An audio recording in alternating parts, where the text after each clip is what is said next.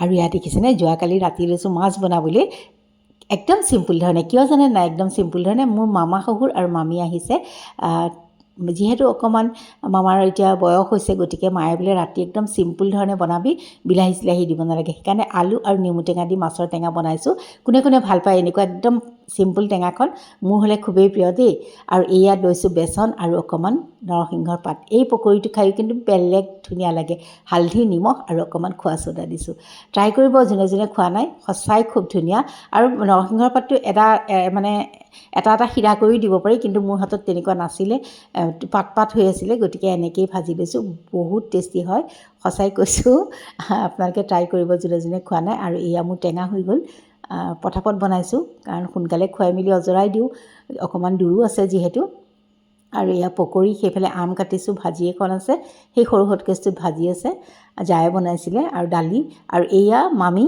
মামীক অকণমান দেখাই দিলোঁ বহুত দিনৰ মূৰত আহিছে মামী ভালো লাগিলে অহাৰ কাৰণে আৰু এয়া হৈছে বাবু ল'ৰা আৰু সেইফালে আমাৰ লিজা এয়া মামা সেইফালে মামাৰ ওচৰতে মা আৰু এয়া মামী এয়া মোৰ জা ৰুলা আৰু এইফালে অকণমান ল'ৰা এটা দেখিছে যে এইটো হৈছে ৰিতম মানে মোৰজাৰ ভায়েকৰ ল'ৰা সি কালি যাৰ লগত আহিলে যা নগাঁৱলৈ গৈছিলে যে ঘৰলৈ আৰু আজি ৰাতিপুৱা ব'লক এফালে যাওঁ এওঁৰ লগতে যাওঁ বুলি ভাবিছোঁ ক'লৈ যাওঁ কি কথা দেখাই আছোঁ বাৰু সেইকাৰণে পটাপট তেওঁৰ কাঁহীখন ৰেডি কৰি লৈছোঁ দেখিছেই নহয় বেঙেনা দিছোঁ এয়া দুখন ভাজি আছে ভেন্দি আৰু আলু আৰু স্কোৱাছ আৰু তিতা কেৰেলাটো পিটিকি দিছোঁ মাছ এইফালে দালি এইফালে দৈ বাছ ইমানেই আছিলে কাঁহীখনত আৰু এওঁক দি ল'লোঁ তাৰপাছত ব'লক ময়ো পটাপট এয়া ৰেডি হৈ ল'লোঁ ক'লৈ যাওঁ কি কথা দেখাই আছোঁ বাৰু আপোনালোকে চাই থাকিব ভিডিঅ'টো গম পাই থাকিব ক'ত যাওঁ তাৰপাছতে এয়া চাওকচোন অকণমান ওলাই মেলি চাই ল'লোঁ তাৰপাছত এওঁ গৈ ৰাস্তাত ৰ'লেগৈয়ে নহয়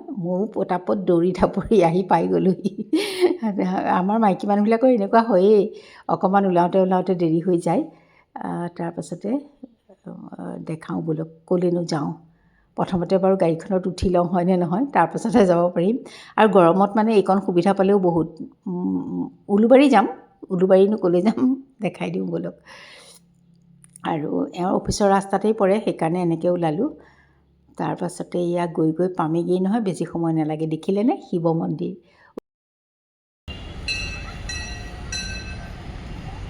আৰু আজি হৈছে শাওণ মাহৰ প্ৰথমটো সোমবাৰ সদায় ভাবোঁ মন্দিৰলৈ আহিলে খুব ভাল লাগে কেতিয়াবা হয় কেতিয়াবা নহয় আজি কপালত আছিলে এনেকৈ আহি গ'লোঁ আৰু এয়া চেণ্ডেল খুলি প্ৰণাম এটা জনাই ল'লোঁ আৰু তাৰপাছতে লৈছোঁ চাকি ঘিউ চাকি লৈছোঁ ফুল লৈছোঁ এনেকৈ লৈছোঁ আৰু সেইখন মোৰ নহয় দেই মই বেছিকৈ লৈছোঁ চাকি তাৰপাছতে ইয়াত ধুনীয়াকৈ জ্বলাই লৈছোঁ ধুনীয়াকৈ মনৰ পৰা প্ৰাৰ্থনা এটা কৰিছোঁ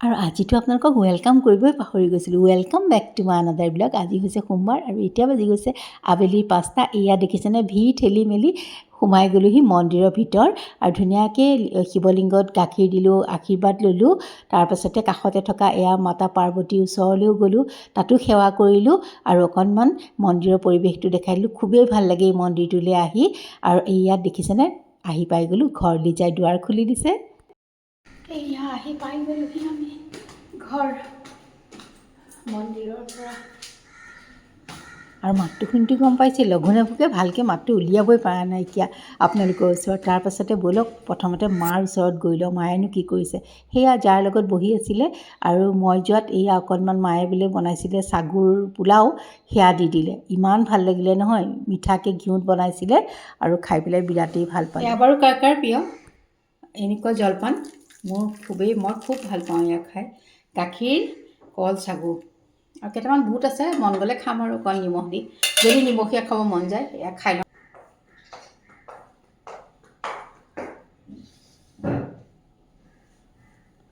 এতিয়া জলপানটো খাই লওঁ চৰি দেই হাতৰ আঙুলিটোৰ পৰা দেখা পোৱা নাই সেয়া আজি শাওণ মাহৰ প্ৰথমটো সোমবাৰ আৰু এয়া ভাল লাগে ব্ৰত কৰি ভাল লাগে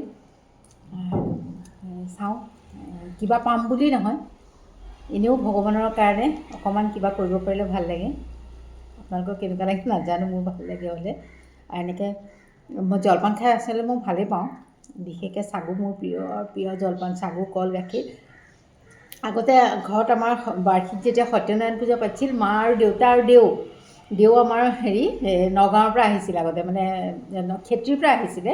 তেওঁ এদিন আগতে আহে, আগতে যাতায়াতৰ ইমান সুবিধা নাছিল যে, মানে ট্ৰেইনত আহে। আমি ঘৰ ওচৰতে, যিহেতু ষ্টেচনৰ ওচৰতে, তেওঁ ট্ৰেইনত আহে, আগদিনাখনি আহে। আৰু পিছদিনাখন মা, দেউতা আৰু দেউৱে এনেকৈ চাগু জলপান খায়। মোৰ ইমান ভাল লাগে দেখিলে। মাৰ পৰা সদায় খাওঁ মই, মা ময়ো খাম বুলি খাওঁ। আৰু আমাক ভাত খাব দিয়ে বাৰু, সৰু আছিলোঁ তেতিয়া আমি, আৰু জনা হোৱাৰ পৰা ব্ৰতত থাকোঁ, কিন্তু এনেই আমাক ভাতেই খাব দিয়ে। কিবা ভাত নহ'লেও ৰুটি চুটি এনেকৈ খাব দিয়ে। কিন্তু মাৰ ভাগৰ কল গাখীৰ চাগু মই অকণমান খাওঁ। তেতিয়াৰ পৰা মোৰ মানে বিৰাট ভাল লাগি থাকে। আৰু তেতিয়া এনেকুৱা সৰু চাগুটো নাছিল, ডাঙৰ চাগুটো যে খাবলৈ বিৰাট ভাল লাগিছিলে। সেই লোভটো থাকিয়ে গ'ল। আৰু এতিয়াও ব্ৰত কৰিলে মই চাগু হ'লে খুবেই ভাল পাওঁ। শাওণ মাহত বাৰু কোনে ব্ৰত কৰে জনাবচোন দেই। কিছুমানেতো গোটেই মাহটোৱে একো নাখায়, নিৰামিষ খায়। মই পিছে নোৱাৰোঁ, কাৰণ বনাবও লাগে দিয়কচোন, গতিকে ইমান সম্ভৱ নহয়গৈ।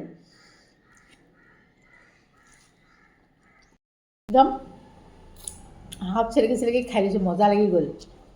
কল গাখীৰ চাগু, কি যে মজা নহয়।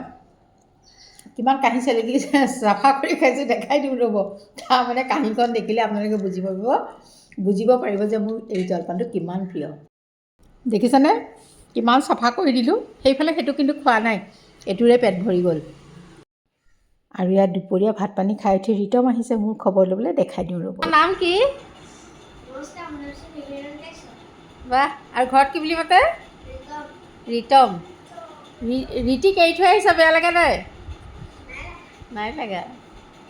আৰু ভাল লাগে, বৰমা বুলি যে হেঁপাহ কৰি দুয়োটাই আহি মোৰ খবৰটো লয়হি, সেইটোৱে খুব ভাল লাগে। আৰু তেন্তে আজিলৈ আহোঁ।